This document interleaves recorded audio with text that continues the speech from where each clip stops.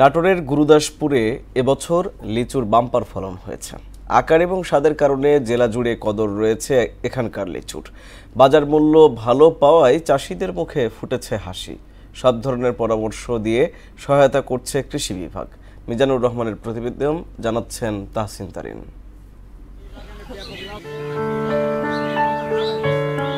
লিচুর জন্য বিখ্যাত নাটোরের গুরুদাসপুর উপজেলা। জেলার 4 ভাগের 3 ভাগ লিচু উৎপাদন হয় গুরুদাসপুর উপজেলার নাজিরপুর ও বিহাঘাট ইউনিয়নে। নাজিরপুরের কানুমোল্লার বটতলায় বসে লিচু বেচাকেনার হাট।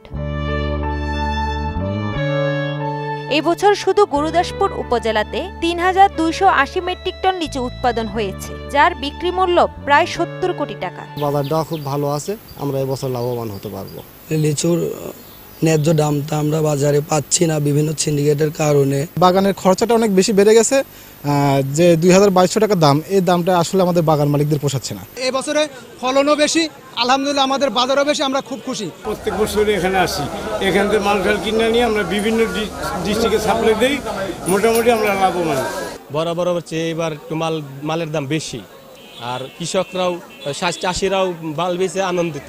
আবহাওয়া ভালো থাকায় এবছর লিচুর উৎপাদন ও ফলন ভালো হয়েছে বলে জানান উপজেলা কৃষি কর্মকর্তা।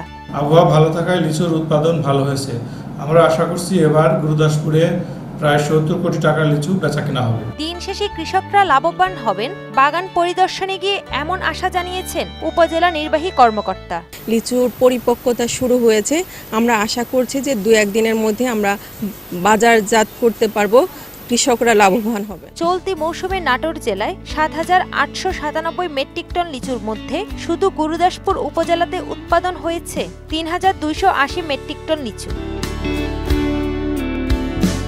তাহসিন তারিন, মোহনা সংবাদ।